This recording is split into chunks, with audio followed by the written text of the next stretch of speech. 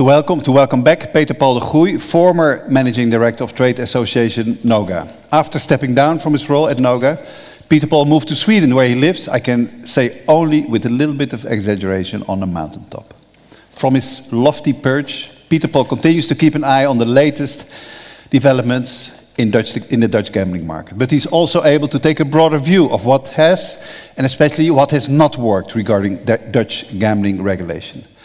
Alan Littler, legal director at Franssen Tolboom Advocaten, has kindly agreed to interrogate Peter Paul on his insights he has derived from watching Dutch gambling policy being made and implemented. Peter Paul, Alan, welcome. Please come to the stage. Thank you. Thanks, Willem, for inviting me back to Amsterdam. It's lovely to be here. Thank you, Alan, for interrogating me. Well, I don't know whether you'll thank me later. Oh yes, well, I'll thank you now, so I can regret it later. Before you will put me on the grill, we will have a look at the three main numbers that stuck out to me when looking from my Swedish mountaintop to the Low Countries. And what you will be seeing here today is something that the English refer to as a Dutch uncle. Someone who you hardly know and who is telling you how to lead your life and what you should change in life. The first number that really stuck out is a number that was increasingly worrying to me, which was the lagging growth of the legal online gambling market in the Netherlands. And this started already, I think, in 2023, when I saw the first signs of something not being quite right. Because I was looking at growth in other European markets, and I was also looking at growth in markets that had been recently liberalized, and I couldn't square the Dutch number against any other European market. So that was really worrying.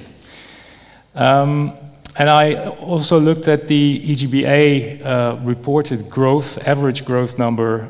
And EGBA, for those of you who don't know, is the European Gaming and Betting Association of, a group of the largest European multinational gambling operators. They reported 15% growth against the 4.9% growth in 2024. Then the second number, which really got me scared, is that the KSA reported a drop from the GGR in the legal market H2 compared to H1 last year. And that coincides with the implementation of the limits and the affordability checks. And if you look at only H1 compared to H2, 10% is already pretty dramatic, but if you look at the difference on quarter, you can make the safe assumption that the decrease is absolutely a lot more worrying. It's probably around 15 to 20% looking from Q3 to Q4 when the limits and affordability checks came into force. And then the third number, which is really worrying, is the channelization rate, which has already been discussed at length, quite rightfully by Arjen Blok, amongst others. This number should not only raise storm flags or alarm bells. This, together with the other two numbers, are signs of a very sick regulatory system, of a market that is hemorrhaging players to the illegal market, and something has to be done now. Looking at a picture where I put these growth numbers compared to the Dutch growth numbers, you can see that in the first year, of course, everyone starts at 100% growth because you're going from 0 players in the legal market to a new number. But then you see the Dutch line diverging quickly, and like I already said, in 2023 I saw the first signs, but now you see a dramatic drop in the last 2 years. And if you listen to the sounds from the Dutch State Lottery, but also from the KSA, well, it is expected that this growth will change into a decline, which is disastrous. I cannot use another word. When telling my former colleagues in Scandinavia about the Dutch disease, as I've dubbed it, the new Dutch disease, I also use Dutch disaster. I really think this is a disaster because we're failing consumers. Consumers are not protected in the illegal market, and this is the reason of being of a regulatory system is consumer protection. So if less than 50% of every euro is spent in the legal market, we're nowhere near the original goal that we set out. And then an important one, which is the constant tax pressure which is building up, which makes it almost impossible to make this work. And as you can see, one of the state-owned companies had to close one of their land-based casinos, and the auditor, in its statement to the annual report of Holland Casino, raised doubts about the continued existence of Holland Casino. I mean, this should really raise alarm bells, not only in the industry or with the ministry, but with Parliament as well. They are responsible. They have the responsibility to Dutch citizens, and they are simply failing to meet their obligations. Which takes me to you, Ellen. So it does indeed. So thank you once again for hopping off your lofty perch in Sweden and joining us here in Amsterdam. It would seem from what you've been saying and what we've heard this morning that there are some very, to put it in the terms of the regulatory regime, some very clear signals that something is amiss in the Netherlands, that are clear signals that perhaps the Netherlands is addicted to illegal gambling, and that it's time perhaps for some intervention measures to be taken. I guess that might be Article 18 there I'm thinking of. But with that in mind and with what you were just saying, we've noted then and also this morning that channelization has dipped below 50%, whilst, as we all know, the objective was for 80% of the market to be captured. Ignoring what's going on in The Hague this week, what do you think the political reaction should be to this sort of gradual development? Well, these are signs of, let's look at it from the start. So from the start, we had a pretty good system with the duty of care, which was a relatively new concept in gambling regulation back in 2013 when it was introduced. But, we've been caught up by reality, and also it took a bit too long before the law passed. But we had a pretty good system at the start, but we started changing the system already 2 months in. The ban on the use of role models, the ban on untargeted advertising, and the limits, it all stacking on top of each other. So the stacking effect makes that this is really counterproductive. So too many changes too soon, perhaps? Too many changes too soon, but also not based on evidence, but based on fear and assumption. And I know that politics works this way. Fear-based politics gets you the votes, not careful consideration and research and all that stuff. But we owe it to Dutch consumers that they get the protection that they deserve. And you can only get to a situation where you have high channelization, and not channelization as a goal, but as a means to arrive at the end where as many Dutch citizens that do want to gamble online in a safe environment. So yeah, that's basically what I think happened. But then also in another way of looking at some other figures, as you had on the screen then a few moments ago, the growth of the Dutch market is only at 5%, and I think the average across the EU member states is around the 15 mark or just above. So is this to blame, the situation in the Netherlands, solely to blame on the regulatory regime, or are there other factors, macroeconomic factors at play as well, or macro I should say? Well, I also tend to look at macroeconomic figures, and if you look at the Dutch economy, it's one of the largest economies in the European Union. There's no reason I came across, I ever heard, why Dutch citizens would gamble less than other European citizens.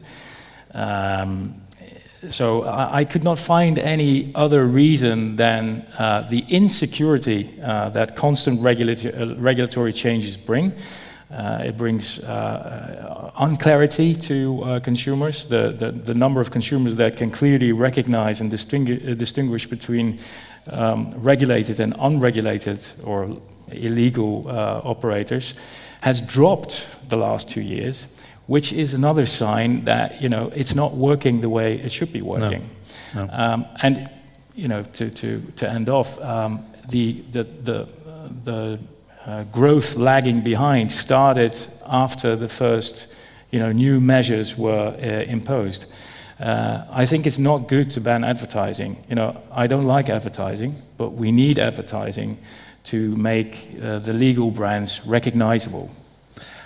I'm not particularly a big fan of advertising either, but advertise in a general sense, not for any particular product, but if advertising drives players underground, is there an alternative approach to this? Whether there's still a space for responsible gambling or responsible marketing? Well, one of my personal failures when I was trying to help build the most healthy and prosperous online gambling market in the Netherlands is the fact that we never managed to reach over to the other side of the aisle and to agree that we should probably be moderate. And so I advocated a system which I dubbed advertising volume control.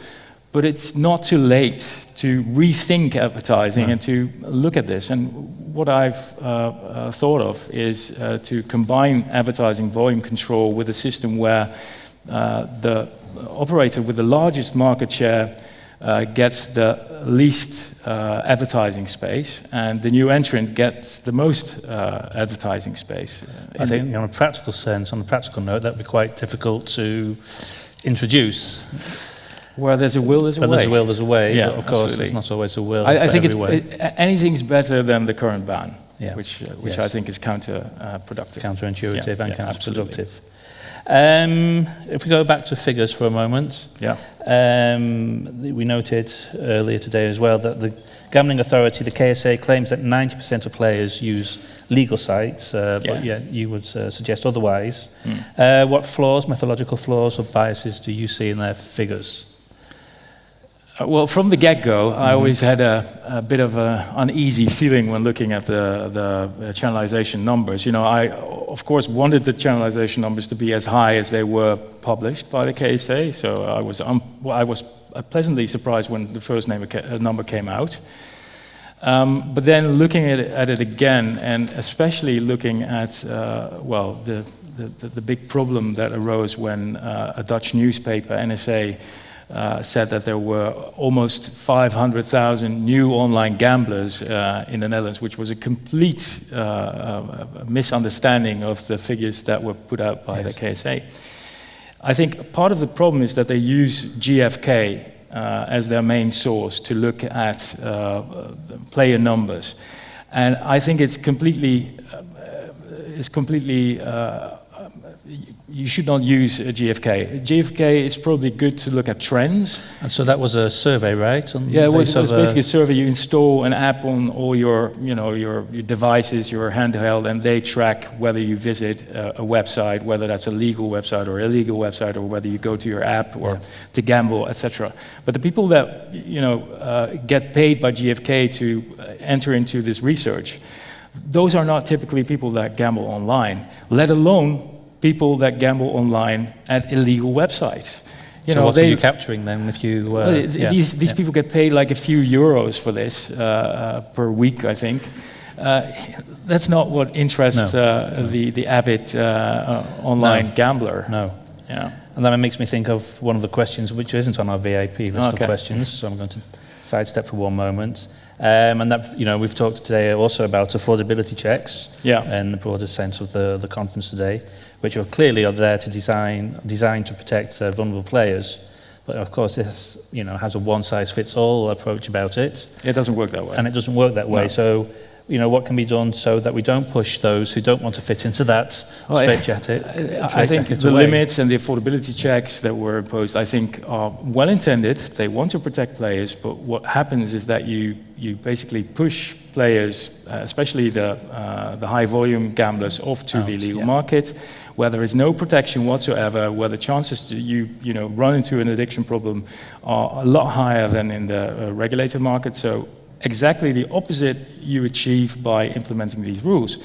Limits may only work, and I'm very careful saying this, but they may only work in a market with high channelization numbers, both GGR and player numbers. But if you're not above 90%, don't implement limits and affordability checks, because... Or perhaps don't implement them in such a way which pushes it down below the 90%. Well, but that could be the fact if you impose them in the wrong way. Yes, absolutely. Yeah. I'm just keeping an eye on the clock as well. From looking on LinkedIn once or twice a day, I see that you also leave your perch in Sweden and talk in other Scandinavian Nordic jurisdictions about gambling in the Netherlands. Yeah. Are you telling them to look at the Netherlands as a cautionary tale, or are you singing its praises? I think I know the answer. It was false pride, of course, but I was really proud in 2019, 2020, when I was talking about the Netherlands and what would be coming, etc. Because I was really convinced that the Dutch system and the Dutch model, with strict regulatory oversight, good consumer protection, duty of care, etc., would really stand out. But because of the many and continuous regulatory changes pushed by the Dutch Parliament, we are now in a very, very bad position. So I refer to the Netherlands as the new Dutch disease, or the Dutch disaster. I'm going around and tell them what not to copy. Not to copy. Yeah, exactly. But maybe things will change. Maybe not. But where do you see the market heading in the long term if policymakers stick, perhaps, to the path that they're currently on? Well, we have to break the path that we're currently on, and we have all the means to do it. We just have to convince Parliament to do the right thing. But we seriously, have 3 to 6 months to do so, I hear? Yeah, but we have to do it today. So roll back a number of the measures that were taken, partially or completely. Advertising should be rolled back and should be replaced with advertising volume control with a fair system. The limits should be rolled back and be carefully studied again before being re-implemented. The tax, absolutely, the tax should go back to 25%, as was agreed, as was promised. And I'm even pushing for it really should be 20%. Which it was originally in the original proposals. Exactly, yeah. I think those have all been quite easy questions. So is there a positive message we can end this session on? We can change this, I think the Netherlands has a tradition in leading the way in showing how you can regulate markets, and I definitely think that we have all the know-how in this country, but we have to do it now. We should not wait any longer. No, I think that's clear. I see we're getting the signal to come to an end. Almost to an end, because I believe there will be some questions on Slido. Yes. Yes, I think we have one question from the audience. One question. Let's have a look. Peter Paul, you're living in Sweden now. What can the Dutch learn from Sweden with regard to regulating the online gambling market?